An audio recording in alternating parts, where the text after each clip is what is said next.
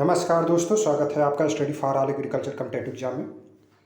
आज की इस वीडियो में हम लोग एलटी गेट टीचर की जो भर्ती आई है उसमें प्रीवियस ईयर जो जीके जीएस के 30 क्वेश्चन पूछे गए थे उनको आज के इस वीडियो में देखेंगे। तो उससे आपको आइडिया लग जाएगा कि जीके जीएस के जो क्वेश्चन प्रीवियस ईयर पूछे गए थे वो किस टाइप के पूछे गए थे और कितने महत्वपूर्ण क्वेश्चन थे। उन सभी के बारे में हम लोग इस वीडियो में पूरा सॉल्व करेंगे।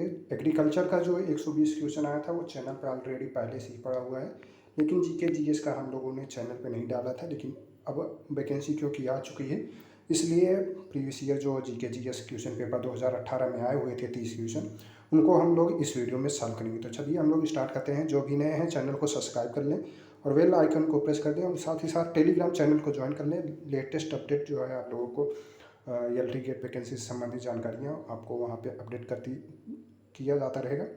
तो चलिए हम लोग स्टार्ट करते हैं। तो पहला क्वेश्चन जो पूछा गया था कि भारत में किसी राज्य के राज्यपाल को पद और गोपनीयता की शपथ कौन दिलाता है। 4 ऑप्शन दिए गए थे।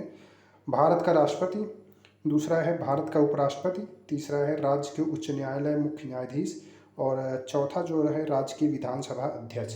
तो इन चारों में से कौन सा राइट आंसर होगा। तो भारत में किसी भी राज्य के राज्यपाल की नियुक्ति गोपनीयता, पद की गोपनीयता का शपथ जो है वो राज्य के उच्च न्यायालय के मुख्य न्यायाधीश जो होते हैं उनके द्वारा किया जाता है, जबकि इनकी नियुक्ति जो है वो राष्ट्रपति के द्वारा किया जाता है। लेकिन उनके पद की शपथ जो है वो राज्य के उच्च न्यायालय मुख्य न्यायाधीश जो है वो कराते हैं और राज्य के उच्च न्यायालय के मुख्य न्यायाधीश को भी पद की शपथ जो है वो कौन दिलाएगा, वो राज्यपाल दिलाएंगे।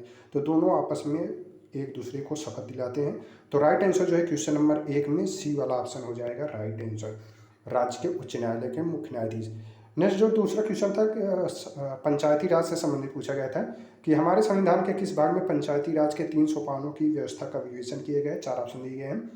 भाग IX यानी 9, यक्स, भाग यक्साई एंड भाग यक्स 12। तो मतलब ये है 12वां भाग में या 10वें भाग में या 9वें भाग में या 11वें भाग में, ये पूछा गया था। तो पंचायती राज के तीनों सोपानों की व्यवस्था जो है हमारे संविधान में वो भाग 9 में किया गया है, भाग 9 में किया गया है और ये आपके एलटी गेट क्वेश्चन में पूछा गया था। तो राइट आंसर जो है क्वेश्चन नंबर 2 में ए वाला ऑप्शन राइट हो जाएगा, भाग 9। नेक्स्ट जो क्वेश्चन पूछा गया है कि निम्नलिखित में से किस राज्य में तेल शोधनशाला नहीं स्थित है। 4 ऑप्शन दिए गए हैं। गुजरात, बी है केरल, सी है छत्तीसगढ़ एंड डी है पश्चिम बंगाल। तो इसमें में से तेल शोधन शाला जो है वो छत्तीसगढ़ में स्थित नहीं है, बाकी गुजरात में भी है, केरल में भी है, पश्चिम बंगाल में भी है, लेकिन छत्तीसगढ़ में नहीं है। तो राइट आंसर जो है क्वेश्चन नंबर 3 में सी वाला ऑप्शन राइट हो जाएगा, छत्तीसगढ़। तो यहाँ पे छत्तीसगढ़ में जो है तेल शोधनशाला नहीं स्थित है। नेक्स्ट जो क्वेश्चन है कि निम्नलिखित में से कौन सी नदी ऑस्ट्रेलिया में नहीं बहती है। 4 ऑप्शन दिए गए हैं। Hunter river, Flinders river, orange river and D है गिलबर्ट रिवर। तो इसमें में से राइट आंसर जो है आपका सी वाला ऑप्शन जो दिया गया है, ऑरेंज रिवर। ये ऑरेंज रिवर आपका ऑस्ट्रेलिया में नहीं बहता है, बाकी सभी जो हैं वो आपकी ऑस्ट्रेलिया में बहती हैं, जैसे हंटर रिवर हुआ, फ्लिंडर्स रिवर हुआ, गिलबर्ट रिवर, ये सभी जो है आपकी ऑस्ट्रेलिया में बहती हैं। लेकिन ऑरेंज रिवर जो है वो आपका अफ्रीका में बहता है। तो यहाँ पे पूछा गया है कौन सी नहीं बहती है, तो राइट आंसर जो है सी वाला ऑप्शन हो जाएगा, अफ्रीका। ऑरेंज रिवर जो है वो अफ्रीका में बहता है, तो राइट आंसर ऑरेंज रिवर हो जाएगा। नेक्स्ट जो क्वेश्चन है जनसंख्या से संबंधित पूछा गया था कि निम्नलिखित में से किस राज्य में 2011 की जनगणना में जनसंख्या का ह्रास जो है अभिलिखित हुआ है। 4 ऑप्शन दिए गए हैं। केरल, बी है मणिपुर, सी है सिक्किम एंड डी है नागालैंड। तो 4 ऑप्शन इस तरीके से थे, पूछे गए थे किसमें ह्रास जो है जनसंख्या जनगणना जो 2011 हुआ था उसमें किस राज्य में जनसंख्या ह्रास माइनस में चली गई थी। तो राइट आंसर जो है सभी लोगों को मैक्सिमम पता होगा, डी ऑप्शन नागालैंड। तो राइट आंसर जो है क्वेश्चन नंबर 5 में डी वाला ऑप्शन हो जाएगा। नेक्स्ट जो क्वेश्चन है क्वेश्चन नंबर 6 पूछा है कि माल्थस के अनुसार निम्नलिखित में से कौन सा जनक जनसंख्या नियंत्रण में सर्वाधिक प्रभावी है। तो इसमें में से जनक जनसंख्या के नियंत्रण में सर्वाधिक प्रभावी कौन सा है। 4 ऑप्शन दिए गए। आपदा, बी है युद्ध, सी है जन नियंत्रण एंड डी है सामाजिक बुराइयां। तो राइट आंसर जो है क्वेश्चन नंबर 6 में जो है वो आपका आपदा हो जाएगा। राइट आंसर 6 में ए वाला ऑप्शन हो जाएगा।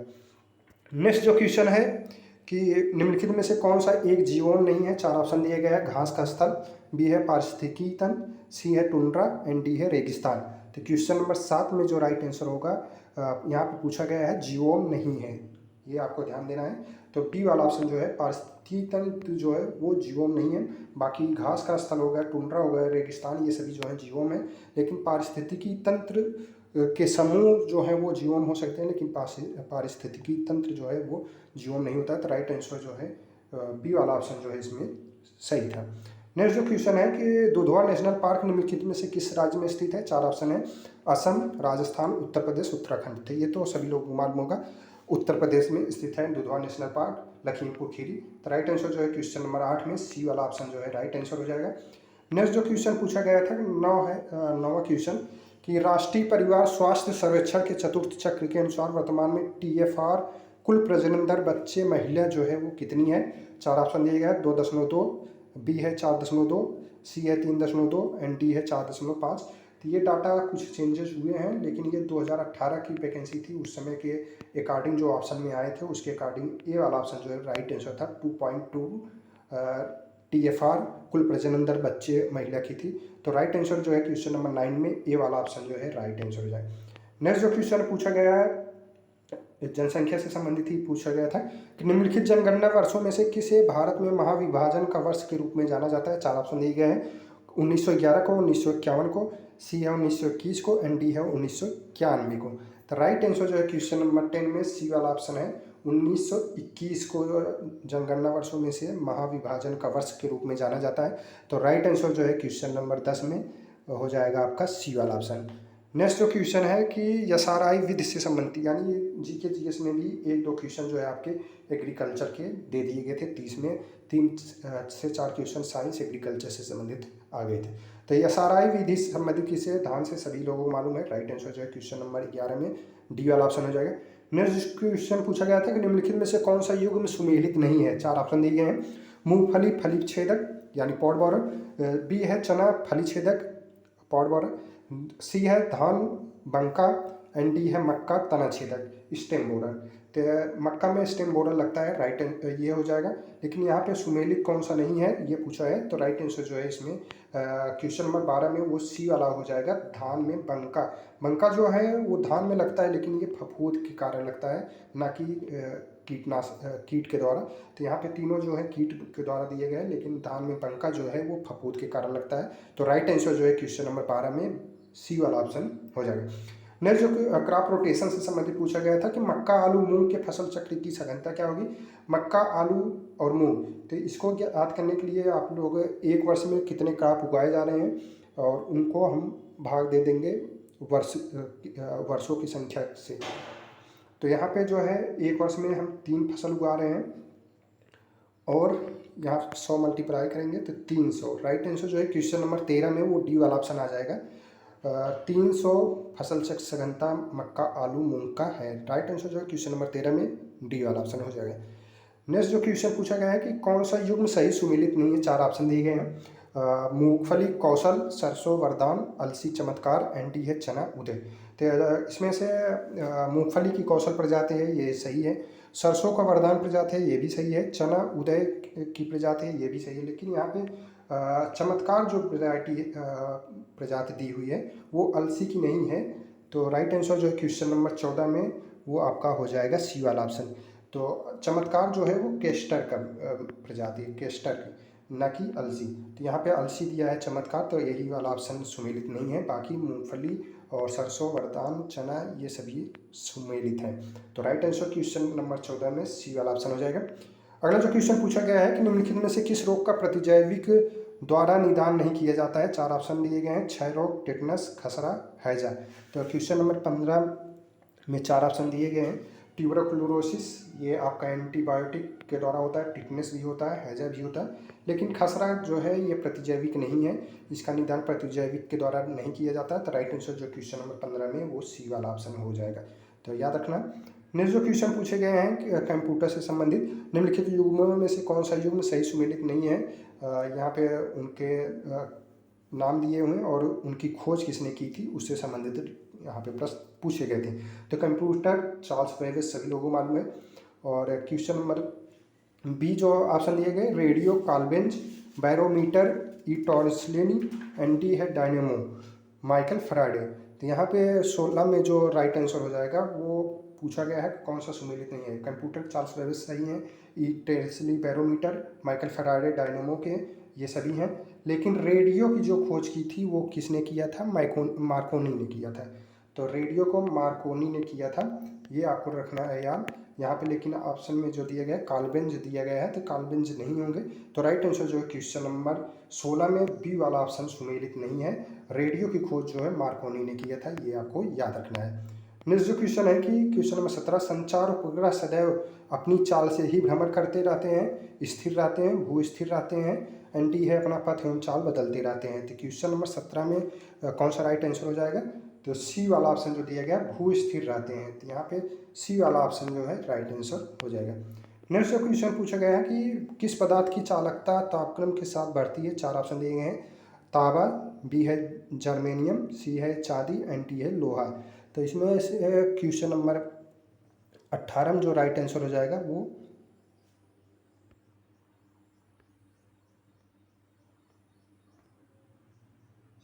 हो जाएगा। नेक्स्ट जो क्वेश्चन है मैथ से पूछा गया था, 3 क्वेश्चन मैथ के आए थे। ये आपको दिखा दे रहे हैं क्वेश्चन जो पूछे गए थे। 2√3 के सेमी भुजा वाले समखंडभुज का क्षेत्रफल क्या होगा? तो यहाँ पे ए वाला ऑप्शन जो है वो हालांकि ऑप्शन में नहीं दिया गया था, तो ए वाला ऑप्शन माना गया था। नेक्स्ट जो है 2x + 2x अपान x बराबर 3 है, तो x ट्राई प्लस 1x का मान जो है यहाँ पे पूछा गया था। तो ये हो गया। अगला जो क्वेश्चन ये थे द्विघाती समीकरण 2x2 +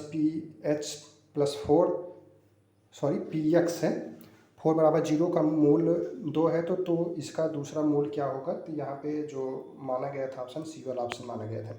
नेक्स्ट जो क्वेश्चन पूछा गया है क्वेश्चन नंबर 22 पूछा गया है कि मई 2018 में किस राज्य में सैन्य अभ्यास विजय प्रहार संपन्न हुआ था? 4 ऑप्शन दिए गए हैं, तो इनमें में से कौन सा राइट आंसर होगा? तो सी वाला ऑप्शन जो है सैन्य अभ्यास विजय प्रहार जो है वो राजस्थान में हुआ था। तो राइट आंसर जो है क्वेश्चन नंबर 22 में सी वाला ऑप्शन हो जाएगा।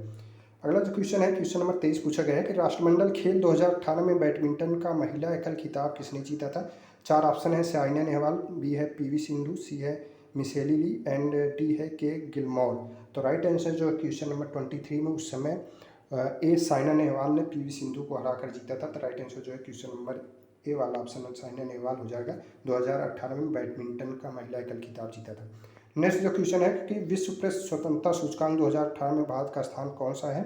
क्वेश्चन नंबर 24 में तो 135वां, 136वां, 138वां, 137वां। तो राइट आंसर जो है क्वेश्चन नंबर 24 में बी वाला ऑप्शन हो जाएगा। 136वां स्थान है विश्व प्रेस स्वतंत्रता सूचकांक में भारत का। नेक्स्ट जो क्वेश्चन है कि निम्नलिखित में से किस ग्रंथ में कहा गया है कि वे जो संस्कृत भाषा शुद्ध नहीं बोल सकते थे उन्हें म्लेच्छ कहा जाता है? 4 ऑप्शन दिए गए, गोपथ ब्राह्मण, बी है श्वेताश्वर ब्राह्मण, बृहदारण्यक उपनिषद, शतपथ ब्राह्मण। तो क्वेश्चन नंबर 25 में राइट आंसर जो है शतपथ ब्राह्मण में उन्हें म्लेच्छ कहा गया था। तो राइट आंसर जो है क्वेश्चन नंबर डी वाला ऑप्शन जो है राइट आंसर हो जाएगा। अगला जो क्वेश्चन है वो पूछा गया था सूची मिलाने से संबंधित पूछा गया था, उसको सूची में मिलाना था। तो इसको यहाँ पे हमने पूरा मिला दिया है।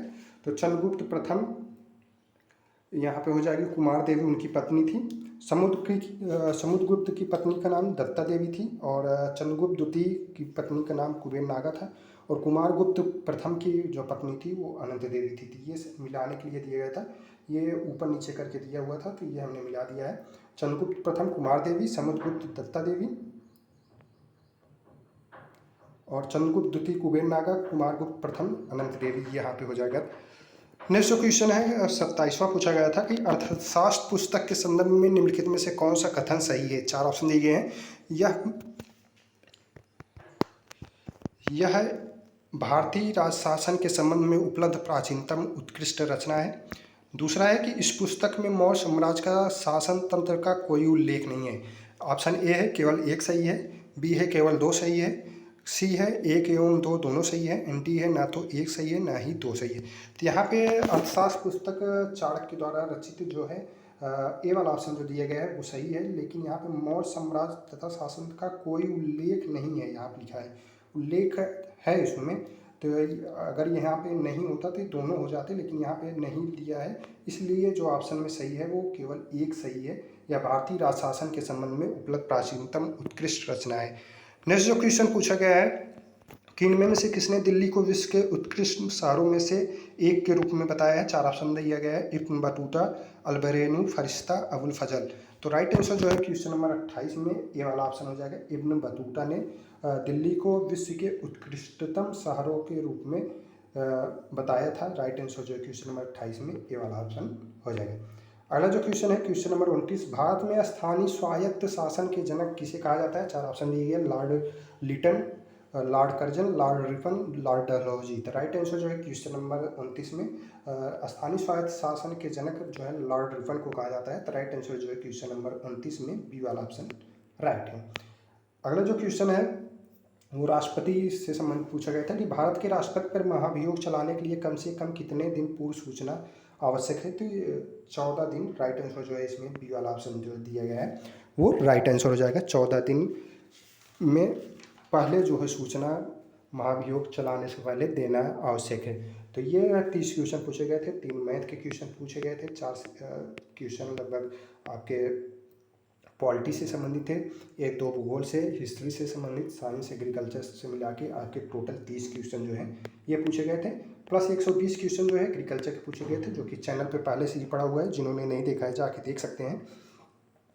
और लेटेस्ट पैटर्न जो है वह पिछली बार प्री हुआ था, उसी के बेस पे सिलेक्शन हुआ था। इस बार जो है प्री प्लस मेंस भी है, तो मेंस के बेस पे जो है आपका फाइनल सिलेक्शन होगा। मेंस भी जो है वो इस बार रिटन एग्जाम होगा, जो कि 200 अंकों का पेपर होगा।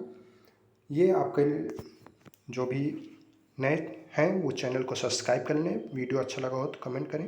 वीडियो देखने के लिए धन्यवाद। मिलते हैं हम नए किसी वीडियो में किसी टॉपिक के साथ।